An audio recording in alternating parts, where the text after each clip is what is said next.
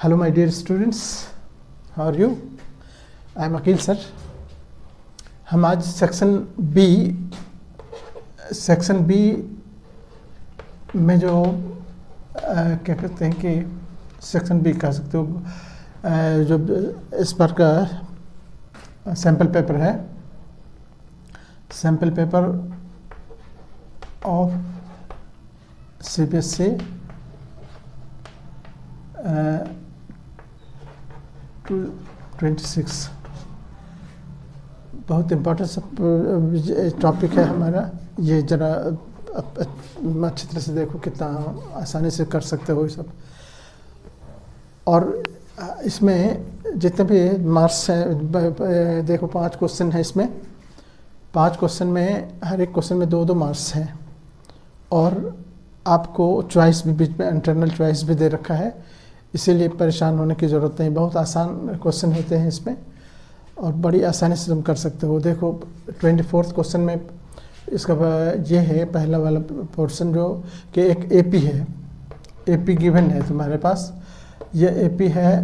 देखो 2 है, ये सॉरी 8 है, उसके बाद 10 है, 12 है, इस तरह से आगे है ये भी। तो और इसमें कह रहा है कि इसका 60 टर्म का अपन है, इसमें 60 टर्म्स, टोटल टर्म्स इसमें 60 टर्म्स हैं। टोटल टर्म्स दे रखा है कि टोटल टर्म्स इसमें 60 हैं। तो फाइंड करना है कि लास्ट से 10 टर्म को, पीछे से 10 टर्म को ऐड करना है। तो सबसे पहली बात कि हम 60वां टर्म जो है, 60th टर्म, वो पहले निकालते हैं कि 60th टर्म क्या है हमारा। तो हम जानते हैं कि टर्म कोई निकालने के लिए क्या लिखते हैं, an बराबर a + n-1 इंटू डी। ये हमारा जनरल टर्म है। कोई भी टर्म निकालना हो हम ये फार्मूला अप्लाई करेंगे, जितना टर्म। अब हमको कह रहा है कि 60, तो a60 का मतलब हमको a60 निकालने के लिए क्या करेंगे, a की जगह पर a देखो हमारे पास कितना है, हम ऊपर में मेंशन कर लेते हैं। a बराबर 8 है, d इसमें d चाहिए हमको, तो d कॉमन डिफरेंस 10 - 8 कितना हो गया, 2 हो गया। तो कॉमन डिफरेंस हमारे पास है, a हमारे पास है। तो हम an मतलब a60 निकालने के लिए क्या करेंगे, a की जगह पर रखेंगे 8 प्लस n के जगह पर 60 -1 इंटू डी के जगह पर 2, यानी 8 हो गया प्लस 59 हो गया इंटू 2। मल्टीप्लाई करो, 2 9 = 18 और 2 5 = 10 और 1 11 प्लस ये 8 पहले से है, ये हो गया 8 16 126। 126 हमारा 60वां टर्म है। मतलब 60th टर्म जो है वो हमारा 60th टर्म कह सकते हो। 60th term is 126। अब अगर हमको 10 टर्म पीछे से लेना है, 10 टर्म, तो पीछे से 10 टर्म का मतलब हुआ कि हम 51, 52, 53, 54, 55 इस तरह से लेके 60 तक का 10 पूरा हो जाएगा। तो हम पहले 50 क्या कहते हैं कि इसी तरह जैसे A60 निकाले, वैसे हम A51 निकाल लेते हैं। A51 क्या होगा, क्योंकि 10वां टर्म यहीं से शुरू होगा। तो ये क्या हो जाएगा, a + n-1 यानी 51 - 1 इंटू डी के जगह पर देखो ये हो गया, a की जगह पर 8 प्लस ये 51 - 1 50 हो गया इंटू डी हो गया 2। 8 प्लस 50 इंटू 2 100 प्लस 8 108। मतलब हमारे पास ये हो गया कि 51वां टर्म जो होगा वो। अब हम ऐसा कर लेते हैं कि लास्ट के 10 टर्म का AP बना लेते हैं। AP of last 10 terms, last 10 terms हम बना लेते हैं। तो एक तो हो गया 51वां, 108 हो गया 51वां टर्म, उसके बाद 110 हो जाएगा, उसके बाद 2 डिफरेंस 112 हो जाएगा, इस तरह से होते होते 126 तक जाएगा लास्ट में। तो अब हमारे पास क्या हो गया कि ये 10 टर्म्स, एक नया एपी आ गया जो इस तरह का है। इसमें ए हम लेंगे कितना, 108, डी कितना हो गया, डी तो यहाँ भी वही कॉमन डिफरेंस 2 होगा, कॉमन डिफरेंस यानी इसके बीच का डिफरेंस कितना है 2, और लास्ट टर्म हमारा हो गया 126। अब हमसे अगर पूछ रहा है सम निकालने के लिए, तो लास्ट 10 टर्म का सम, तो हम क्या करते हैं, एस 10 टर्म्स लेना है तो 10 लिख देते हैं, 10 टर्म को जोड़ना है। अब यहाँ पर n/2 यानी 10/2 हो गया। a प्लस एल फॉर्मूला पहले हम लिख लेते हैं, फॉर्मूला Sn बराबर होता है n/2 a प्लस एल। जब हमारा लास्ट टर्म दिया रहे, फर्स्ट टर्म दिया रहे, तो हम ये फार्मूला Sn के लिए यूज़ करेंगे। वैसे Sn का दूसरा फार्मूला तो अब जानते हो बड़ा है, वो फार्मूला अभी हम अननेसेसरी नहीं लिखेंगे। Sn यहाँ 10 टर्म को जोड़ना है तो S10 हो गया, 10/2 हो गया। यहाँ a की जगह पर देखो 108 लोगे क्योंकि नया एपी है हमारा, प्लस लास्ट टर्म इसका 126 हो गया। ठीक है, अब हम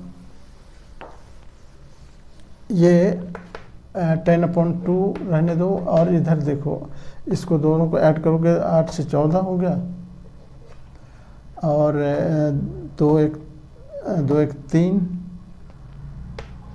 और 134 हो गया, 234। 2 से पहले डिवाइड कर लो, 2 1 2, फिर 2 1 2, 2 7 14। ये 10 से मल्टीप्लाई करने में, इसीलिए 10 को हमने कैंसिल कर रहे थे, 117। इसको 10 से मल्टीप्लाई करना है, 1170 हो गया, ये हमारा आंसर हो गया। ठीक है, तो इस तरह से हम इसको ये कर लिए। अगर कोई बच्चा चाहेगा कि नहीं हम दूसरा वाला ऑप्शन देखें और में जो ऑप्शन दिया हुआ है उसको करना है, तो उसको करने के लिए देखो वो क्या करेगा, मिडिल टर्म निकालना है। तो अब इसमें देखना है कि हमको टर्म कितना है। एपी हमारे पास है, एपी है हमारा 6, दूसरा है 13 20, और ये है लास्ट में है 230। इस तरह से एपी दिया हुआ है। अब हमको ए हम देख रहे हैं कि ए हमारा 6 है, डी कितना है 13 - 6 कितना हो गया, 7 से 13 7, ए और डी निकल गया। अब हमारे पास देखना है कि ये लास्ट टर्म दिया हुआ है, यानी nth टर्म an दिया हुआ है, an बराबर है हमारा 230। तो n का वैल्यू हम निकाल लेते हैं कि टोटल टर्म्स कितना है इसमें, वो निकल जाएगा। तो an बराबर होता है a plus n - 1 into D, ये फॉर्मूला है, ये हो गया 230। a की जगह पर वैल्यू डालो 6, n अभी नहीं मालूम है, d यहाँ 7 है, बराबर 230। अब इसको खोल लो, तो ये हो गया 6 इधर, प्लस 7 से खोलो 7n माइनस 7, और इधर हो गया 230, 7n यहाँ 7n हुआ, और साथ एक -1 बचा, इक्वल्स टू 230। ये 1 उधर चला जाएगा, 7n बराबर 231 हो गया, एक जुट गया उसमें, ये इधर जाके।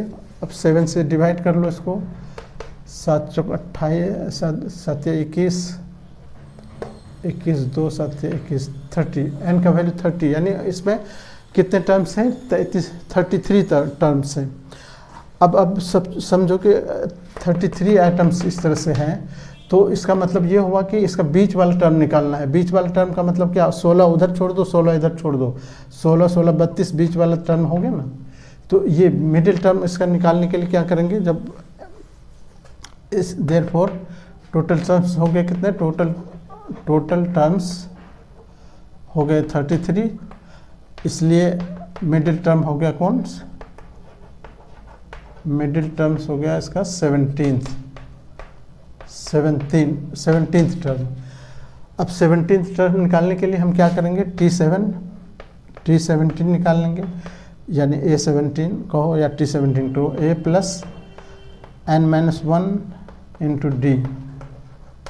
ए की जगह पर हमारे पास यहाँ है 6 है, n 17 टर्म है, इसमें टोटल टर्म्स कितने हैं, हमको 17वां टर्म निकालना है। 17 -1 इंटू डी हो गया, इसमें कितना हमारे पास जो डी दिया हुआ है वो है दैट इज कितना था, 7 था ना, डी इज 7, कितना हो गया, देखो 6 प्लस 16 इंटू 7, 16 7 112, 112 और 6 118, यानी हमारा 20 वाला टर्म निकलेगा कितना, T17, यानी मिडिल टर्म हो गया, ये हमारा मिडिल टर्म 118, यही निकालना था हमको, ठीक है। 118 हमारा मिडिल टर्म है।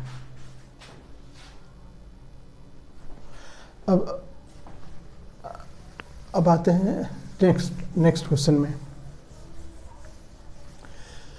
नेक्स्ट क्वेश्चन क्या है कि a प्लस बी, देखो हमारे पास दे रखा है कि sine a plus B equals to दे रखा है कितना, 1। तो हम क्या करेंगे, सबसे पहले तो साइन ए और बी का वैल्यू निकालना है इसमें। देखो फाइंड ए और बी, तो a प्लस बी को हम साइन ए के 1 के जगह पर साइन 90 डिग्री लिख सकते हैं, साइन 91 होता है ना, ये साइन कट कर दो तो a प्लस बी कितना हो गया, a प्लस बी बराबर हो गया 90, ये 1 नंबर डाल दो। फिर दे रखा है कॉस a माइनस बी दे रखा है √3/2। अब जानते हो कॉस a माइनस बी ये कॉस √3 कब होता है, जब ये 60 डिग्री होता है, ये 30 डिग्री होता है, तो साइन 30 सॉरी कॉस 30, तो कॉस कट करो, a माइनस बी बराबर हो गया 30। अब ये लीनियर इक्वेशन जो हम लोग पढ़ते हैं, लीनियर इक्वेशन एक्स वाई का वैल्यू निकालने के लिए, वही वाला हो गया। अब सॉल्विंग 1 और 2 दोनों, सॉल्विंग इक्वेशन 1 और 2, देखो a प्लस बी 90, ये पहला इक्वेशन है, a माइनस बी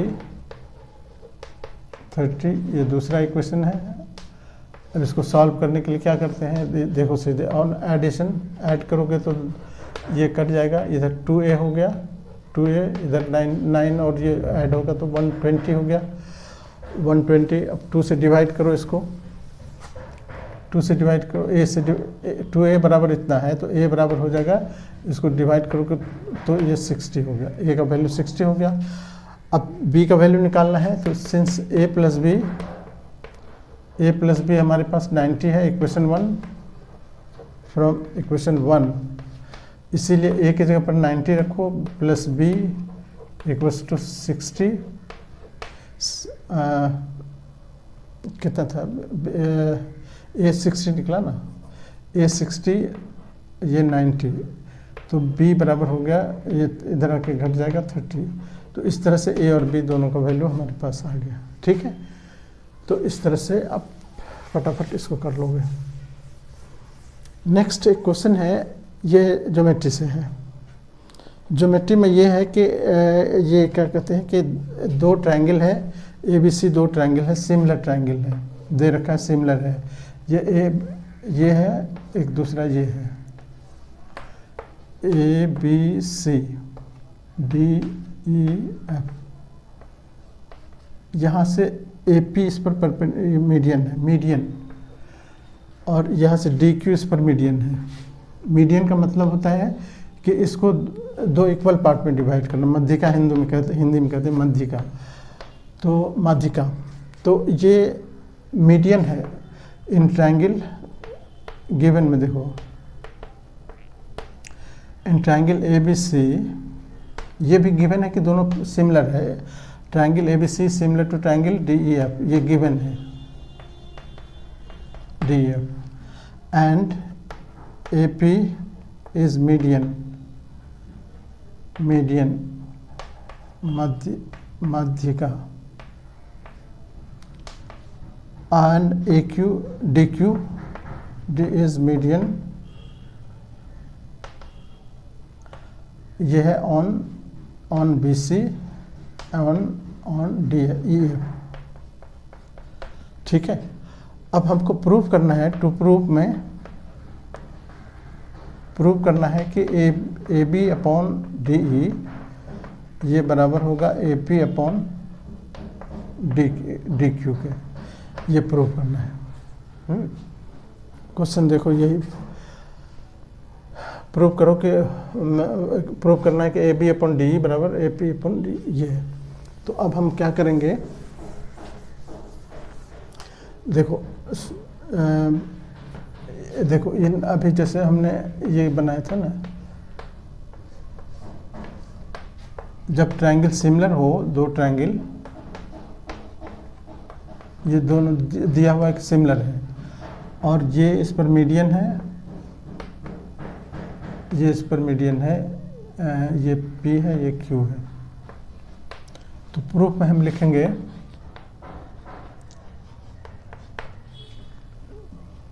कि ट्रायंगल ABC सिमिलर है DEF के, गिवन है ये DEF गिवन।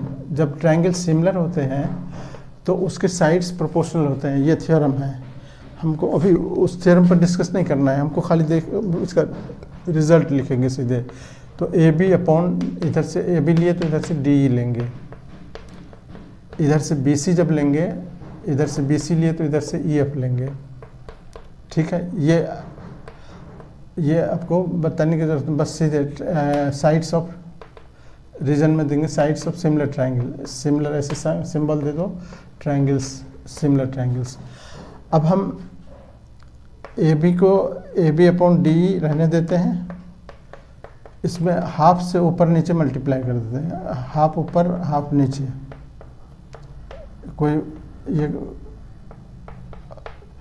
कोई अन्याय तो नहीं हुआ ना, हाफ ऊपर कट जाएगा तो वही तो रहा, लेकिन हाफ अब काटेंगे हम नहीं। अब इसको क्या करेंगे, हाफ BC के बदले में इतना लिखेंगे, BP लिखेंगे। BP क्यों लिखेंगे, क्योंकि ये मिड पॉइंट है, और ये हाफ DE के बदले में लिख देंगे इसको, ये EQ को। और ऐसा जो क्यों किए, तो यहाँ लिख देंगे कि since P is mid point, या दोनों का P and Q are mid points of BC and EF respectively. अब इधर से देखो, हमारे पास AB ऊपर से आ रहा है, नीचे DE हो गया, और इधर से ये हो गया, और एंगल ये B का, इसका B एंगल, इसका E एंगल, एंगल B बराबर है एंगल E के। क्यों बराबर है, तो एंगल्स ऑफ, यहाँ लिखेंगे angles of similar triangles. ABC similar है DEF के, इसीलिए इसका B एंगल इसका E एंगल के बराबर हो गया। अब ये क्या हो गया, एक थ्योरम है हमारे पास कि अगर दो साइड प्रोपोर्शनल हो, किसी ट्रायंगल का दो साइड और बीच का एंगल प्रोपोर्शनल हो दूसरे ट्रायंगल के बीच, दो साइड और उसके बीच के एंगल का, तो वो दोनों ट्रायंगल सिमिलर होता है। तो बस सीधे इसी से हम लिख देंगे, देयरफॉर ट्रायंगल ABP सिमिलर हो गया ट्रायंगल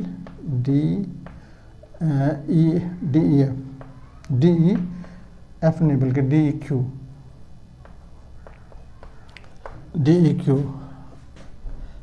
इसको आप कर सकते हो SAS सिमिलैरिटी। यही प्रूव करना था, प्रूव्ड हो गया। ठीक है ना। अगला क्वेश्चन देखो,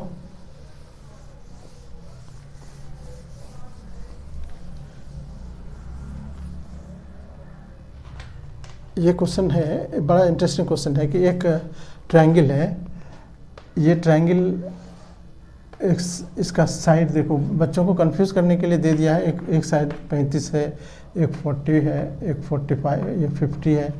ये साइड दे रखा है कि एक ट्रायंगुलर फील्ड है जिसका एक साइड 35 है, एक साइड 40 है, एक साइड 50 है। और कह रहा है कि इसके एक कोने पर एक घोड़े को बांध दिया, एक को गाय को बांध दिया, एक बकरी को बांध दिया है। सबकी रस्सी लेकिन 14 मीटर है। ये 14 मीटर की रस्सी से सबको बांधा गया है। 14 मीटर, 14 मीटर, 14 मीटर, ये 14 मीटर सबको। तो अब कह रहा है कि ये तीनों मिलके जो एरिया ग्रेज करेगा, माने ग्रेजिंग करेगा, तो कितना एरिया होगा। तो हम इसका एरिया जोड़ देंगे। बाकी को हमको लेना देना नहीं है फील्ड से।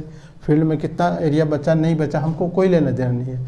हमको लेना देना ये है कि ये तीनों मिलके कितना एरिया ग्रेज किया, ये ग्रेज किया, ये ग्रेज किया, ये ग्रेज किया। अब देखो ये तो बन गया सेक्टर। ये सेक्टर का एरिया हो गया। सेक्टर का एरिया क्या होता है आपको पता होना चाहिए, तभी जाके ये क्वेश्चन हो पाएगा। तो ये देखो सेक्टर हो गया कि मतलब अगर ये सर्किल, अगर ये पूरा होता है तो सर्किल हो जाएगा ना, इसी तरह चारों सर्किल। तो ये सेक्टर कहलाता है। सेक्टर का एरिया होता है area of sector, area of sector ये होता है θ/360 पाई आर स्क्वायर। थीटा क्या है, ये एंगल जो है ये थीटा है। अब ये एंगल भी हमको नहीं मालूम है, ये भी नहीं मालूम है, ये भी नहीं मालूम है। तो इसको θ1 θ2 ऐसे ले लो, θ1 θ2 θ3 इस तरह से या θ1 यहाँ करो, θ2 यहाँ करो, θ3 यहाँ करो।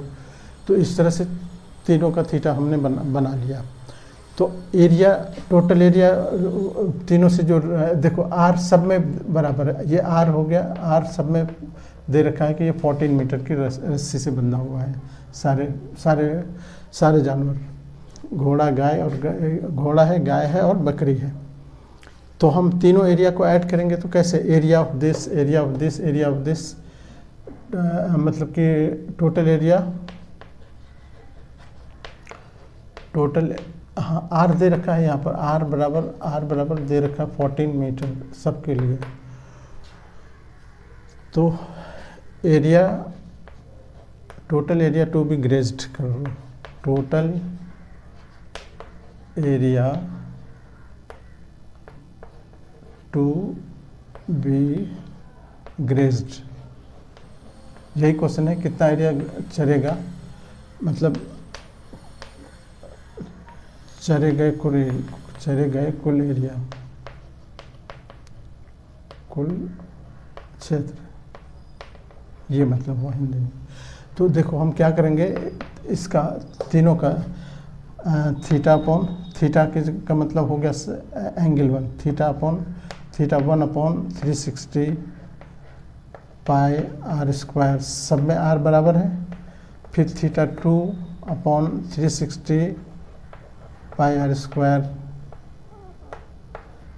प्लस θ3/360 पाई आर स्क्वायर, है ना, पाई आर स्क्वायर। अब देखो 1/360 सब में है तो कॉमन ले लेंगे, पाई आर स्क्वायर भी सब में कॉमन है तो सब में से कॉमन ले लिए। बचा यहाँ θ1 प्लस θ2 प्लस θ3। अब ये θ1 θ2 θ3 क्या है, ये तीनों एंगल है। किसी ट्रायंगल का तीनों एंगल मिलके कितना होता है 180। तो इसके बीच में रख देंगे अब 180। तो पाई का वैल्यू भी बस 22/7 रखो, 22/7। पाई का वैल्यू हो गया, आर हो गया से दे रखा है 14, स्क्वायर है तो 14 × 14 कर देंगे।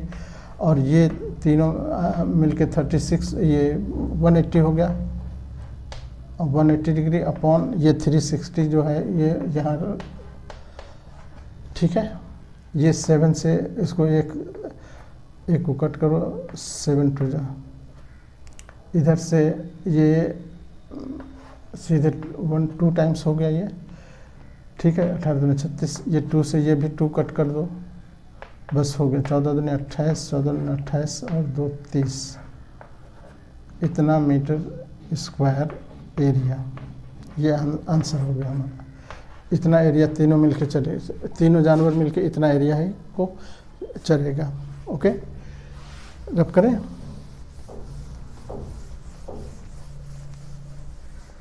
बड़ा मज़ेदार क्वेश्चन था ये। उसके बाद एक क्वेश्चन है कि देखो ये थोड़ा सा ट्रिकी है क्वेश्चन। एक ट्रायंगल है जो कि एक सर्कल को इंस्क्राइब कर रहा है।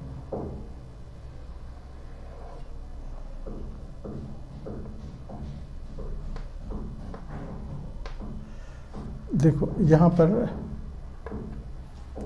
ABC हम सर्कल का नाम दे दें, ABC। ये टच करते हुए जाता है, यहाँ से टच कर रहा है, यहाँ पर टच कर रहा है। ABC ये हो गया, और ये D है, ये E है और ये F है। क्वेश्चन पहले गौर से समझो कि एक ट्रायंगल जो है वो एक सर्कल को इंस्क्राइब कर रहा है, मतलब सर्कल के ऊपर से गुजर रहा है। तो इंस्क्राइब का मतलब हुआ ये टच कर रहा है, टचिंग पॉइंट है। अब इसमें दे रखा है कि AB का जो, अब क्वेश्चन देखो कि इसका एरिया दे रखा है, एरिया ऑफ ट्रायंगल दे रखा है। एरिया ऑफ ट्रायंगल ABC ये दे रखा है 90 स्क्वायर मीटर, 90 मीटर स्क्वायर। और इसमें ये दे रखा है कि AD का जो AD जो है वो है, AD बराबर है 10 मीटर, और BD इधर से CD है 7 मीटर, 7 नहीं बल्कि 8 है, 8 मीटर।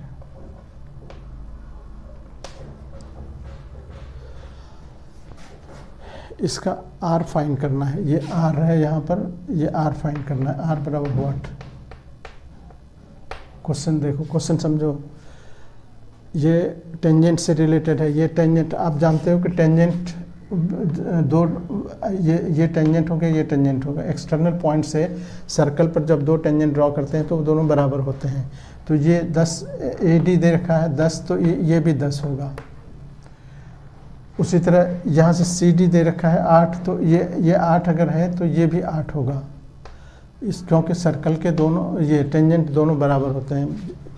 एक्सटर्नल पॉइंट से जो सर्कल पर दो टेंजेंट थ्योरम है कि only two tangents can be drawn from an external point to a circle and those two are equal always. ये थ्योरम है कि एक्सटर्नल पॉइंट से किसी बाहरी बिंदु से अगर सर्कल पर दो हम टेंजेंट खींचते हैं तो दोनों बराबर होते हैं। तो अब ये 8 हो गया, ये 8 हो गया, इधर ये 10 है, ये 10 है। अब देखो ये इधर, अब AB में हमको इधर वाला पोर्शन बचा हो गया रहेगा, तो हम इसको x मान लेते हैं। तो अब जब इसको x मानेंगे तो इसको भी x ही मानना होगा, क्योंकि ये भी दोनों बराबर होगा, AF और AE भी बराबर होगा, है ना। जब सब टेंजेंट बराबर हो रहा है तो A से ये दोनों भी तो टेंजेंट है, तो वो दोनों भी बराबर होगा, तो बराबर होगा तो x होगा। अब बताओ कि AB की लंबाई क्या होगी। अब AB अगर लिखें तो AB बराबर हो जाएगा देखो BF प्लस AF। BF हो गया 10, ये हो गया x। उसी तरह BC देखो कितना होगा, BC बराबर हो गया BD प्लस CD। BD हमारे पास है 10, CD है 8, ये 18 हो गया। अब आ जाओ AC में, AC बराबर कितना हो गया, AE प्लस CE, ये है x, ये है इधर से 8, ये हो गया। अब हम किसी ट्रायंगल का एरिया जब कैसे निकालते हैं, बेस इनटू हाइट होता है, हाफ बेस इनटू हाइट। ये बेस हो गया, ये हाइट हो गया। इस तरह से इस ट्रायंगल का एरिया जब लेंगे तो ये बेस हो गया, ये हाइट हो गया। यहाँ से देखो ये यहाँ से हाइट हो गया, क्योंकि जहाँ पॉइंट ऑफ कांटेक्ट होता है, ये थ्योरम है सर्कल में, ये थ्योरम है के सेंटर से पॉइंट ऑफ कांटेक्ट को मिलाने वाला लाइन उस पर परपेंडिकुलर होता है। तो ये 90 डिग्री हो गया, तो ये हाइट हो गया इस ट्रायंगल का। तो तीनों ट्रायंगल को हम ऐड कर देंगे। तीनों ट्रायंगल को ऐड करने का मतलब हुआ पूरे ट्रायंगल का एरिया निकल गया। तो हम एरिया ऑफ ट्रायंगल को, एरिया ऑफ ट्रायंगल ABC ये बराबर होगा, हालांकि दिया हुआ है 90, ये 90 लिख दो, 90 मीटर स्क्वायर। अब यहाँ पर तोड़ के जब लिखेंगे तो ये होगा हाफ इंटू बेस, एक बार हम बेस BC ले लेते हैं, इंटू हाइट इसका ले लेते हैं ROD प्लस, अब इसका आ जाओ AOB हम अगर चाहें तो इसका पहले नाम लिख लें, हालांकि 2 नंबर का है, इतना लंबा नहीं ये कर सकते हो तुम, तो हम समझाने के लिए कह रहे हैं कि area triangle AOB plus area triangle BOC plus area triangle AOC तीनों मिलके हो गया 90। इसका एरिया क्या होगा, हाफ इंटू AOB का half into AB into height हो गया ये R, इसको R कह दो, प्लस इसका हाइट, इसका बेस BC हो गया half into BC into R plus half AC into R, AC into R equals to सब मिलके 90 है। अब इसमें से हाफ और R सबसे कॉमन ले लो, हाफ और R कॉमन ले लिए तो AB बचा प्लस BC प्लस AC बराबर 90। अब AB BC को जो यहाँ हम लिखे हैं, AB का डिस्टेंस कितना है 10 प्लस, तो एक लाइन और हम लिखेंगे, R AB को लिखेंगे 10 प्लस x, चूँकि हमने ये लिया है, टेंजेंट लिया है, ये x प्लस BC, देखो BC ये इसमें R7 दिया हुआ है, ये 4R दिया हुआ है, R4 है, R बराबर 4 है। हमको ये टेंजेंट निकालना है, टेंजेंट दोनों ये जो ये और इसी था वो निकालना है। तो BC के जगह पर हम क्या लिखेंगे, 10 प्लस 8 ये हो गया, प्लस इधर AC के जगह पर लिखेंगे ये 8 प्लस या x प्लस 8 कहो,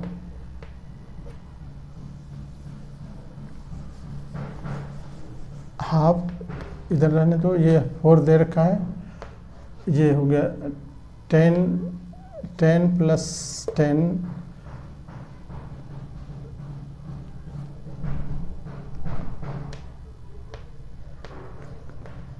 10 प्लस 10 20 हो गया, 8 प्लस 8 16 हो गया, x 2x हो गया, इधर 90, 2 2 जब 4 यहाँ कर दो, 2 इंटू इसको अंदर ऐड कर लो, 26 हो गया, ये 36, 20 plus 16 36 plus 2x equals to 90। अब इसको भी मल्टीप्लाई कर लो, 72 हो गया, 36 और 72, ये 2 दूना 4 हो गया, 4x, ये हो गया 90, इसको उधर ले चलो, 4x 90 माइनस 72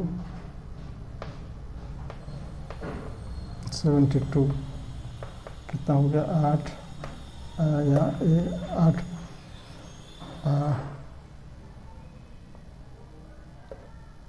8 में से 4x, तो x बराबर हो गया कितना, 2 18/4 9/2 9/2 को या 4.5 को 4.5, x हमको निकालना था, x यानी दूसरा जो डायगोनल था वो उसका जो ये था ये निकल गया। अब हमको ए बी बी सी तीनों निकालना है, तो उसमें सबको ऐड कर देंगे इसको। बस ए बी, अब हमारा ए बी निकालने के लिए ए बी बराबर होगा कितना, 10 प्लस 4.5 14.5 हो जाएगा। इस तरह से बी सी हो गया, तो बी सी तो 18 था ही, ए सी हो गया 8 प्लस 4.5 12.5। इस तरह से सब के सब निकल गए। तो इस तरह से हम समझो कि कंप्लीट हो गया ये हमारा ये बी सेक्शन। एक छोटा सा और सवाल, ये उसी में ऑप्शन में है, हालांकि ये ब्लाइंड इसके लिए है, स्टूडेंट के लिए है, लेकिन वो बहुत इंपॉर्टेंट क्वेश्चन है। क्वेश्चन ये है कि एक ट्रायंगल है, राइट ट्रायंगल, इसका ये भी उसी तरह का है कि ये इंस्क्राइब कर रहा है यहाँ पर। इसका एक साइड है 7 दे रखा है, एक 24 दे रखा है, और इसी का और है ये, और क्वेश्चन 25वां का और ए बी सी ये है,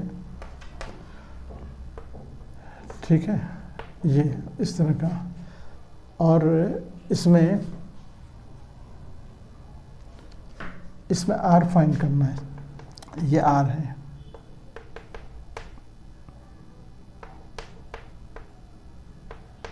ये आर इसमें फाइंड करना है।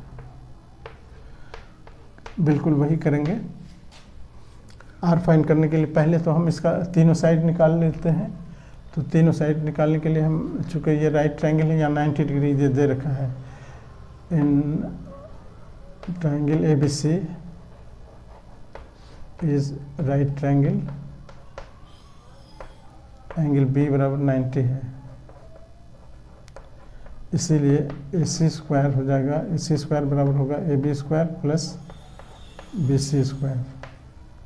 B C square A B के जगह पर 7 प्लस 24 का स्क्वायर, ये 7 से 49, 576, 625, ए सी निकल गया। ए सी स्क्वायर बराबर हो गया, ए सी बराबर हो गया 625 का रूट, यानी 25 हो गया। अब हमको एरिया इसका निकालने के लिए क्या करेंगे, एरिया ये देखो कि अब हमको चाहिए इसका आर, तो आर बराबर क्या लिखेंगे, वैसे अगर this area plus this area plus this area करेंगे तो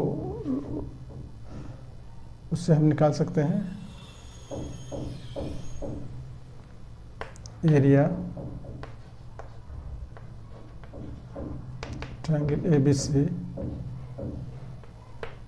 area triangle A B C is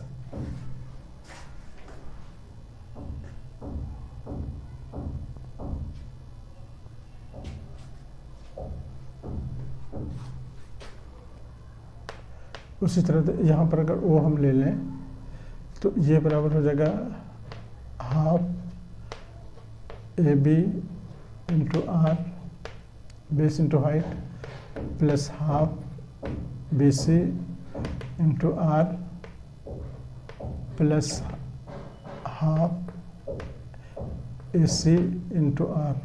सब साइड तीनों मालूम है हमारे पास। ये 1 आर सबसे हाफ आर कॉमन ले लो, सबसे हाफ आर कॉमन लेने पर A B plus B C plus A C, तीनों साइड हाफ, ये हो गया, मतलब कि तीनों साइड ऐड करोगे 7 प्लस 24 प्लस 25, ये हाफ आर यहाँ पर है।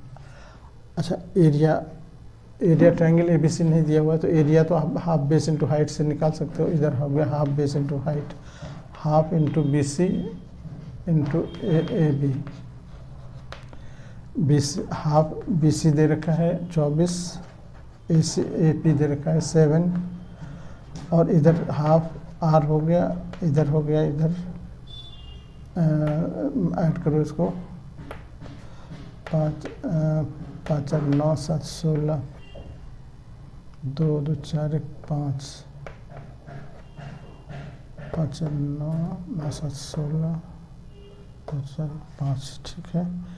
इधर इधर इसका ये दे दो, 2 से इसको डिवाइड कर लो, 2 12 12 24, 24 है 12, 12 से 84 इधर हो गया हाफ, ये और 56 हो गया। 56 से इसको मल्टीप्लाई भी कर सकते हो, 12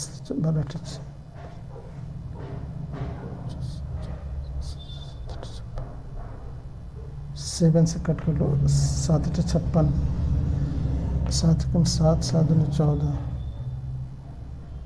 2 से ये 24 हो गया, 12 दूनी 24 बराबर 8 आर बराबर हो जाएगा 24 अपॉन 8, 3 हो गया।